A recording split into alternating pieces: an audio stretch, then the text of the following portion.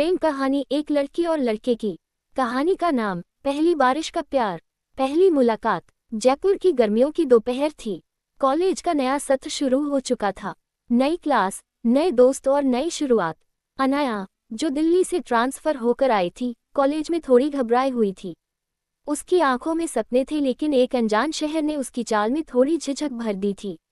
राज, जयपुर का ही रहने वाला एक खुशमिजाज लड़का, कॉलेज का फाइनल ईयर का स्टूडेंट था। वो सबका चहेता था, क्लास में सबसे होशियार और दिल का भी उतना ही साफ। जब उसने पहली बार अनाया को देखा तो बस कुछ पल के लिए सब रुक सा गया। हाय, तुम नई हो ना? राज ने मुस्कुराते हुए पूछा। हाँ, मैं अनाया, दिल्ली से ट्रांसफर होकर आई हूँ, उसने थोड़े संकोच से जवाब दिया। तो फिर वेलकम टू जयपुर। कोई भी दिक्कत हो तो बेझिझक बताना, राज ने कहा। और बस यहीं से शुरू हुआ एक खूबसूरत सफर। दोस्ती के रंग। दिन बीतते गए, अनाया और राज की दोस्ती गहराती गई। राज उसे जयपुर की गलियों से लेकर उसकी पसंदीदा चाय की दुकान तक सब कुछ दिखाने लगा। वे क्लास के बाद घंटों साथ बैठते, किताबों से लेकर जिंदगी तक हर बात करते। अनाया को राज का सादापन बहुत भाता था। राज को अनाया की आंखों में छुपा अकेलापन दिखता था, जिसे वो हर रोज अपने हंसी से भरने की कोशिश करता। एक दिन कॉलेज ट्रिप पर जाते समय बारिश शुरू हो गई। सब बस की तरफ भागने लगे, लेकिन राज और अनाया वहीं खड़े भीगते रहे।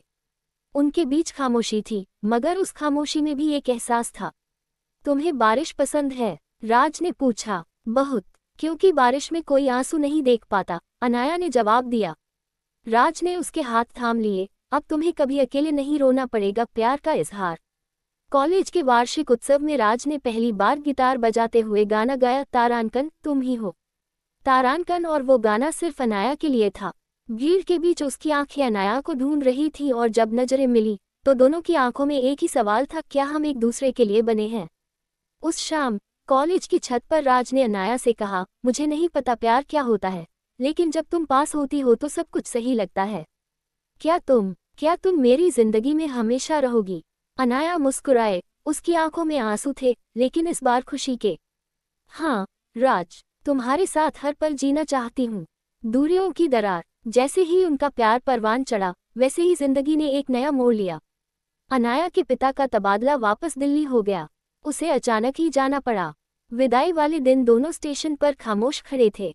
राज, क्या हम ये रिश्ता निभा पाएंगे? अनाया ने रोते हुए पूछा।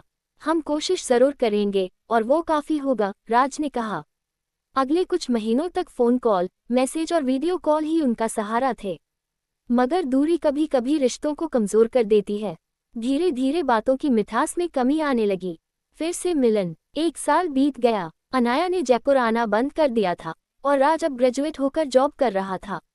लेकिन उसके दिल में अब भी वही जगह थी, वही इंतजार। एक दिन कॉलेज के पास वाली वही चाय की दुकान पर किसी ने पीछे से आवाज दी, एक अदरक वाली चाय देना, और एक उसके लिए जो अब भी मेरी चाय के बिना अधूरा है। राज ने मुड़कर देखा, सामने अनाया खड़ी थी, उसी मुस्कान के साथ।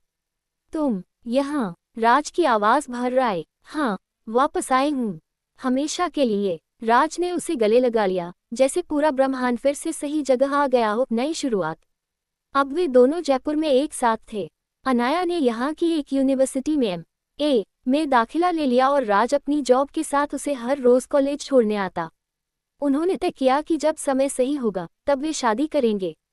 पर तब तक उनका प्यार रोज की छोटी छोटी बातों में जीता था, चाय के कप में, किताबों के पन्नों में, और उन सड़कों पर जिन पर वे साथ चलते थे। अंतिम पंक्तियां। प्यार कोई फिल्मी कहानी नहीं होती, यह उन लोगों की बात होती है जो रोज एक दूसरे को चुनते हैं, हर हाल में। राज और अनाया की कहानी भी ऐसी ही थी, पहली बारिश में भीगी, दूरियों में बंधी, और फिर से साथ जुड़ती।